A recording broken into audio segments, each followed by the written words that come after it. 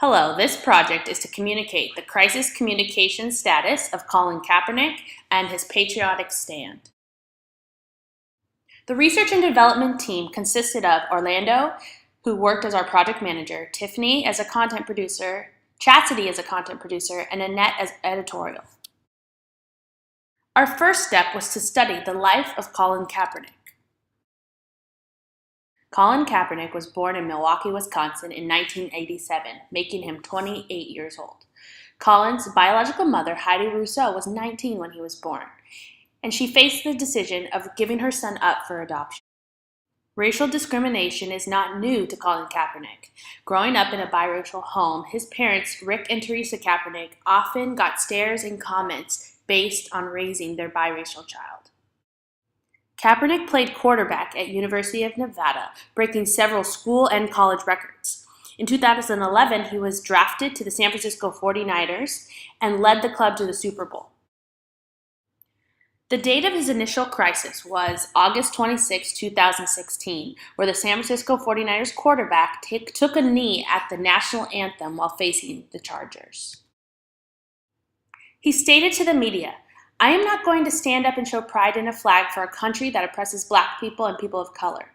This is bigger than football, and it would have been selfish on my part to look the other way." It's also important to understand the timeline of this crisis.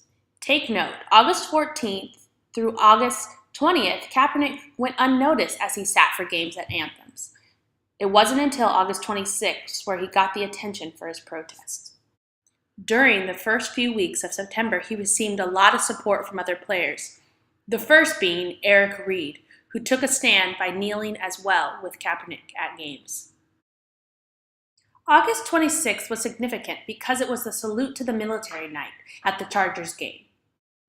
Many felt Kaepernick's exercise of freedom was a direct protest of our military.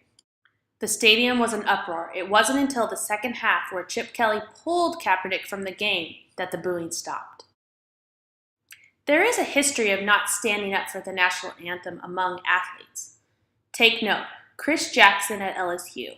For several months, he also sat without it getting noticed. However, was given a one-game suspension by the NBA.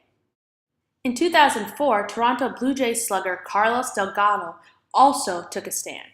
He felt that this playing of the song God Bless America was a political stand in itself and went against his beliefs. He was not a fan of the war being waged on Iraq and Afghanistan. Lastly is probably the most historical of Tommie Smith and John Carlos at the Olympic Games in 1968, where they raised their fists during the playing of the Star-Spangled Banner. Smith and Carlos were removed from the Olympic Village and given a cold shoulder by the Olympic community. It causes you to wonder whether Colin Kaepernick will share the same fate among his fans and the NFL. Kaepernick claims he is exercising his First Amendment right to freedom of speech. However, issues come up with the 49ers as they say they are with him in supporting his freedom. In their response, they mentioned the value of the national anthem and respecting American principles while also respecting freedom of expression. He responded to the NFL media saying, "There are bodies in the street and people are getting paid leave and getting away with murder." This sentiment of patriotic protest has been the driving force behind Kaepernick's campaign. As part of our research, we went and took a look at the good and bad reactions swarming the internet. Republican presidential candidate said that Kaepernick should consider finding another country. And yet, veterans themselves set up a hashtag, Veterans for Kaepernick, that gained traction on Twitter on Tuesday as current and former members showed their support. NFL Hall of Famer Jim Brown said that he was 100% with Kaepernick, although he would not protest himself during the anthems. There is a split in the NFL's political response to the situation. There have been massive support among fans looking for social change. However, patriotic criticism seems to run the gamut.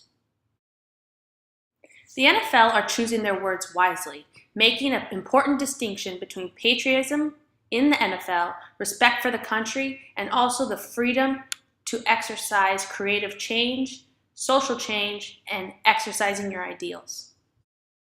Next, we look at reactions. How did it affect other athletes?